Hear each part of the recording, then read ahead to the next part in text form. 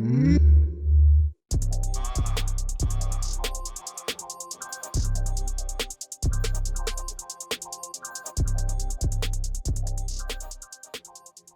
friends, it's your girl Nella Rose and welcome to JBL's Orange Box, where I bring my friends over so we can talk about what it's really like to be an artist today.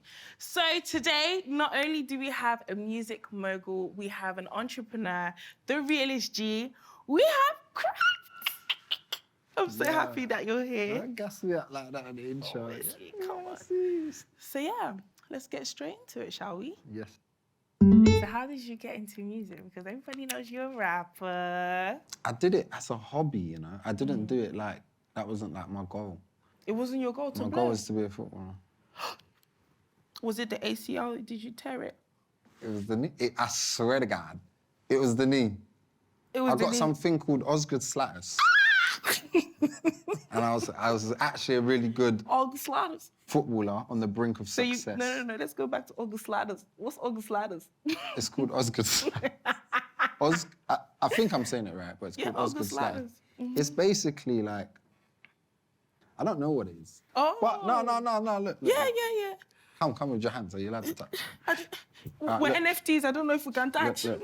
Can you feel that? No, look, you feel that? August Sliders. That means me too, I have August Sliders. Feel it. You might. August Sliders. Yeah, that's... Oh, we've got August Sliders. Osgood Slatters, yeah. No, to be honest, I remember I was playing football and then my leg just gave in and then this bone just grew like this and then I just couldn't kick ball for ages. And then, but that was what I was passionate about. I love playing football. Yeah.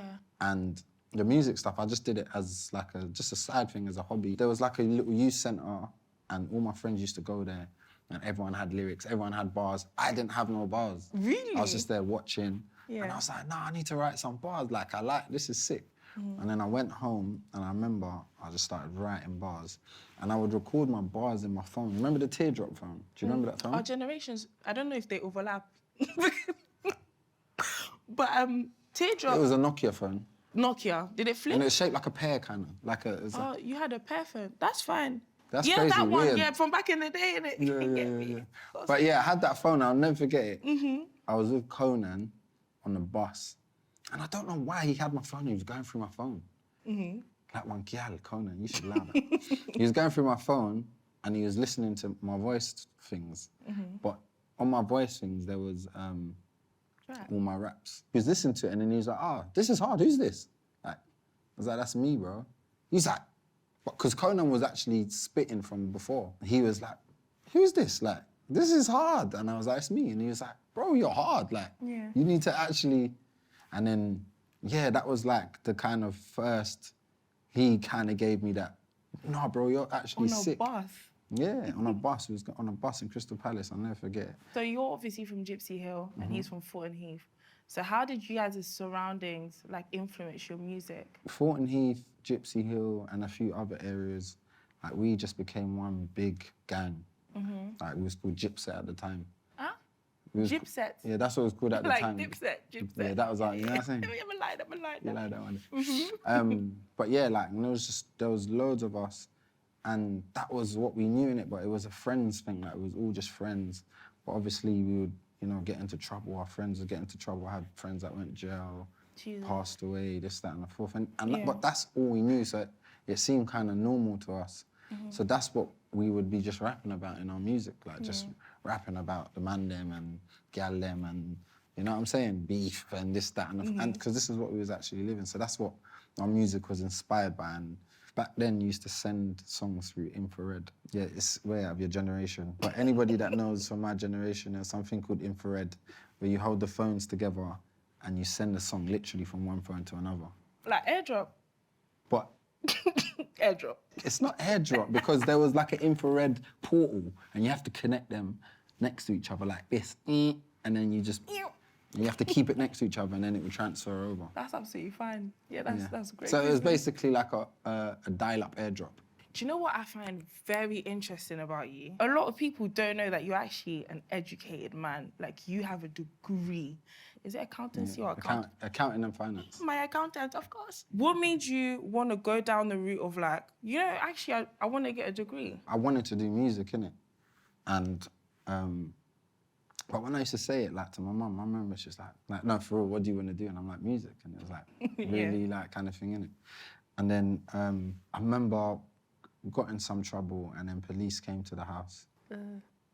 Like armed police, like searching my, like it was just, and my mum was just crying and she was just like, oh, I remember her saying, she's like, oh, I failed as a parent, innit? Stop. And then I was like, yeah, nah, that's not it. This isn't it kind of thing. And I was like, I'm gonna go uni, I'm gonna finish. Because I want her to be like, you know what I'm saying? Feel proud about something that her son's done. Because it's hard to say, I want to make you proud doing music because she just didn't even see that. She didn't see that vision in it. Yeah. So something all parents know is a degree. You know what I'm saying? I didn't even know why I even chose accounting and finance because I remember saying to my college teacher, I was like, oh, I want to get into property. And he was like, oh, why don't you do accounting or something? And I was thinking, this isn't property. This doesn't get me into the property. From the outside looking in, now. yeah, when I look at you now, it made sense that you did that degree. Yeah. Because you've got properties, businesses. I feel like a lot of people don't know that you're a big investor and you're very smart with your money. It's definitely important to branch out and just show people that there's, you know, there's so much more out there that you can do. Do you know what I mean? And inspire people in different ways. But mainly, like, just for the next generation, I feel like I was brought up in like not a generational curse, but just thinking that this is the way life has to be. And I just felt like, nah, I don't want to kind of go through that same upbringing that I had to go through for my kids. Do you know what I mean? I feel like if someone's gonna break this generational curse, it's gonna be me. Like that's how I feel. And yeah, man, I'm always just thinking about the future. I'm thinking about, you know, the fact that I do music. You know, if I have. At the time, it was like, if I have a child, what if they don't like music?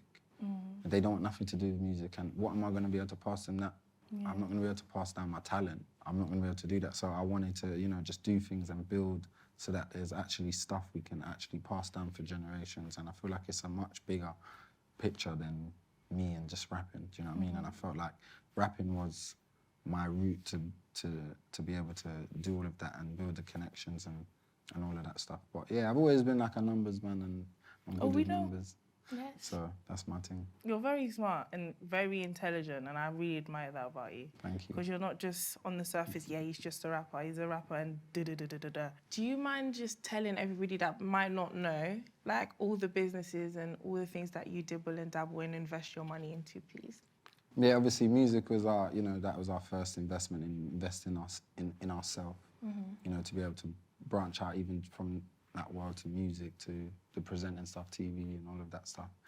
And then a restaurant, Krept and Cones, which is open now, so you get down there, head down to Krept and Cones, you don't know. You've been there? Yeah, a couple times. Couple of times. Obviously, my skincare line for my daughter, Nella's baby, which is doing really well at the minute. I invested in like tech as well. So, really? Yeah, a few tech apps. I swear. And then obviously, do you know what it is? I don't talk about this because no one doesn't know. I don't like the fact that you don't talk about everything you do. I know. Oh, we've got something else as well. You know, we've got another company that we do like marketing and manage talent and all of that stuff. We've been a part of like #1 records, behind the scenes, nobody doesn't know. Nobody knows. Yeah, like a lot of the big records that come out, we've been a part of it, like in behind the scenes and stuff. And so yeah, a few things. I'm just so proud of you, man. You're too hard. But obviously, you're a music mogul. Have you ever had like any doors closed or any issues trying to express your ideas and your business plans? I don't mind going in places and in rooms and speaking in front of people that might not know who I am. I don't mind. Really? I'll go and say it. I'd be shy. Yeah, no, like, you know, when you get in that corporate world and you're sitting in front of people and there's like billionaires and millionaires and you're trying to pitch something and you're trying to, like, I just don't care. I'm just like, it is what it is. How do you shake? I'll be sweating. Yeah, I just like, it is what it is, man. Like, the worst you can say to me is no. You know what I mean? Even if you have to get through 5 no's to get that one yes that you needed. Yeah. Do you know what I'm saying? Because that one yes could change your life forever. You know what I'm saying? So. When you are in those spaces, do you ever feel the pressure to almost conform a little bit? Nah, I'll go in presentations or meetings and I'll just come in a tracksuit if I have. Like, I don't care. Like, I'd never want to feel like I'm I have to do this to get this opportunity, because then I feel like that opportunity is under a false pretense. Yeah. Do you know what I mean? Like, Yeah. I want people to work with me knowing who I am, Yeah. where I'm from, and you accepted me as that person, Yeah. rather than you think I'm this person, and that's the only reason you're gonna work with me. True. Have you ever had moments where you've just completely flopped and had to start again? Yeah, I think a lot of times that's happened with music, our music career. People are giving their opinions and saying, I think you should make music like this, or I think you should do that. We've had those moments where we've tried and done that, and it's just like, this has not worked. And then, you know, the time where it actually did work is when we said, forget that, we're gonna do what we want and what we believe is right. And that's when we just didn't conform to no one. And yeah, that was like the birth of like our first mixtape that actually charted, and Young Kings, and that was like when we made like Don't Waste My Time. And that was like our kind of, we're not I was so young when that came out, by the way. I thought it was bad. Don't waste my time, no. Yeah, I like, had no so they, option. imagine in a time where everything was like commercial pop, Yeah. and us making Don't Waste My Time at that time was like, you know, there was no vision for it. Like, radio wasn't gonna play it, no one was gonna support it. So we just done it, and then it got so big with the people, they had to support it. And it made us, you know, realize that, yeah, you can fail 100 times before you get to that point where you know what I'm saying? And all you need is that one win, and you're on your way, do you get me? So, Yeah. never give up. Never give up in a song, period. How do you use your voice to help others? Like, besides your music? I feel like I try to use more of my actions. Yeah, I see that as well. Do you get me? Like, Yeah. I just want to do things that's so against the grain or norm, and make people think like, rah, he can do that, I can do that then. Do you know what I mean? Like, at first it was like, that man did a restaurant. Like, that's so random, isn't it? The name threw everyone off, Yeah, first it's of like, all. it's like, rah, like, man, them actually did a restaurant. Like, these men are from the ends, these are from this, from that, like, and we did. I've got so much friends in jail that would see us on TV and be like, bro, you inspire me, you just make me want to come out and do good things and do positive things. But yeah, you can do anything. Like, there's nothing that I don't feel like anybody can't do. Do you get me? This has been such an amazing conversation. It has, man. You've taught me a lot, and you know you're one of the people that inspire me the most. So it's been a pleasure to have you. No, you know I love you a long time. Yeah, You get I me? love you a long Nah, time, you G. understand?